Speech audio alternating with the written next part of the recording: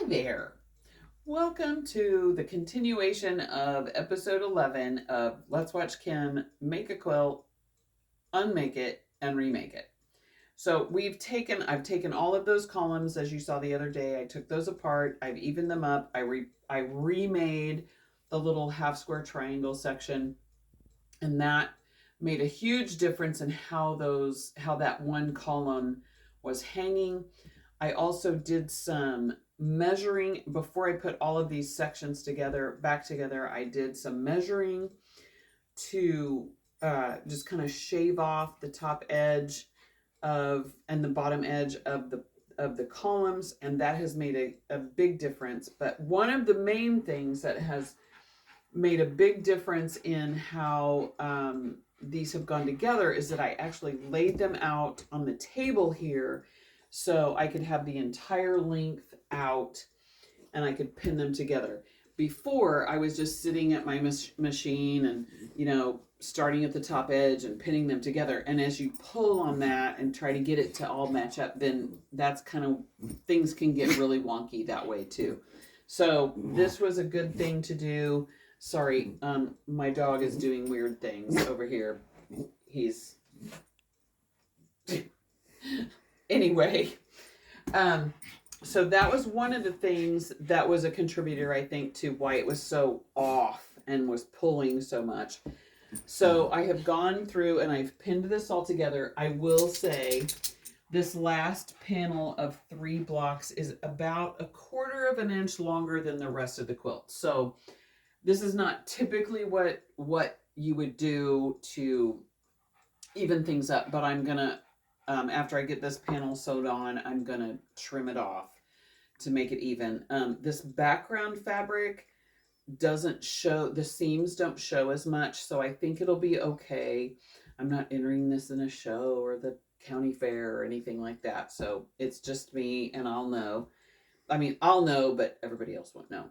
Another thing that makes it not, when I have it hanging up on the design wall, that makes it not hang real smoothly or look smooth is these areas, like I've always talked about, the head sections and the little skirt sections that have the little tiny squares in them. This creates a lot of bulk, and so it's really hard to get it all to lay really flat. So what I'm getting ready to do now is take this over to the machine.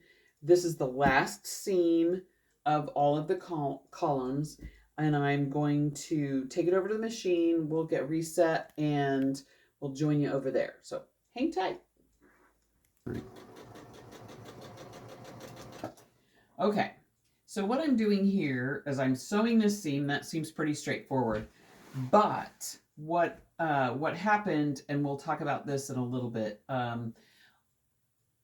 pressing is important, but you can really over press, and I kind of pressed this to death and just there was a little bit of distortion and stuff. I will talk about that a little more when we're actually at the ironing board, but what I'm trying to do is I can see the actual stitching line on my, where I ripped out. You can kind of see where the needle went through the fabric. So I'm trying to follow that.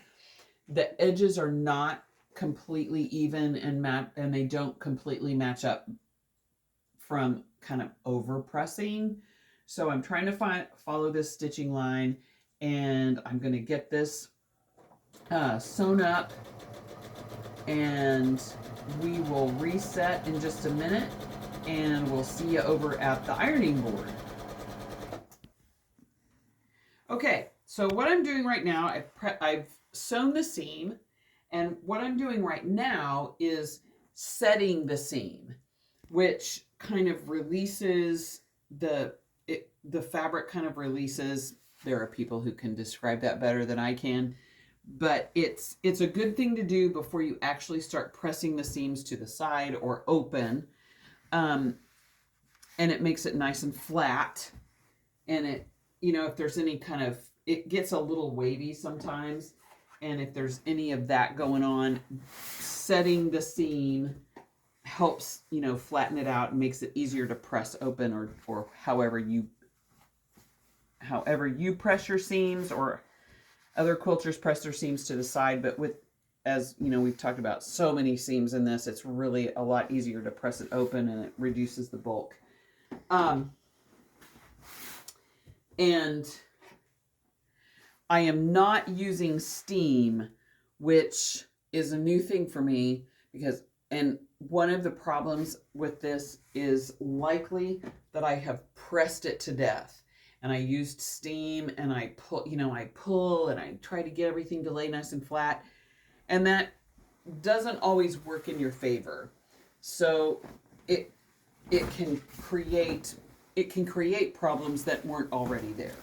So I try not to use steam when I'm working on not using steam when I'm pressing seams open, especially if you have a diagonal seam at all, because that's cut on the bias of the fabric, that gets really stretchy. And so if you start pulling and you're using steam, it can really just cause distortion, and then that creates problems down the road.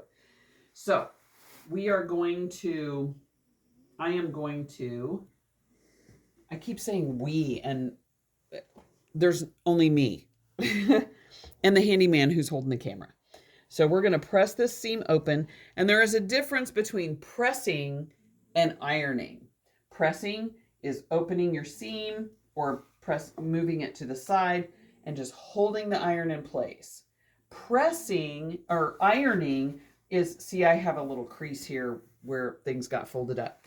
Ironing is this: you move your iron around, when we're ironing our shirts or clothing or whatever.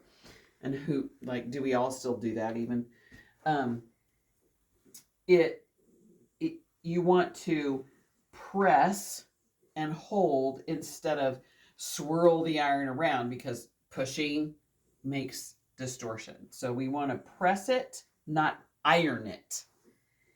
And so I'm going to keep working on this and getting it pressed open, and then we'll meet you over at the design wall so we can see the whole quilt top without its borders at this point on the wall. I will say I can tell there's already improvement over what was there before. So we'll see you in just a few. Okay, a vast improvement. If you look at this, is it perfect? No, but this is hanging much more evenly. It's not pulling to the right like it was. Super excited that worked out. I'm glad I took the time to redo.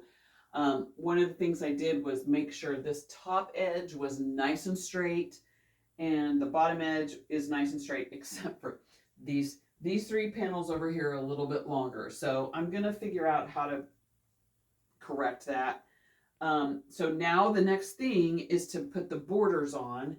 And one of the things I noticed, these borders are in two pieces, and the upper piece hangs nice and straight, but this bottom piece is really bowed. And if you look over here to this one, I don't know if you can see it on camera, but it is really curvy. And that happens sometimes when you're cutting long strips, and they have, some people call them elbows. So what I think I'll do, I was going to go try to buy more of this fabric, but I don't really want to do that. I have some left over. What I think I'll do is keep the top half of the border and then cut some smaller sections to piece onto it, because you can't really see that there's a seam right there. So I think that will be fine. I'm also going to make a change to the pattern and make the bottom border a little wider, because when it comes off the quilting machine, you have to trim, excess backing and batting off of that. And I want room to work, because the original border is only about 1.25 inches wide. So I think I'm going to make a bigger bottom border just so I have some room to work and trim off if I need to. But super happy with that. There's a ton of threads that are poking out here that I need to cut off. But super happy that I did this and that it has worked out. I think it looks a ton better than it did, you know, a few days ago.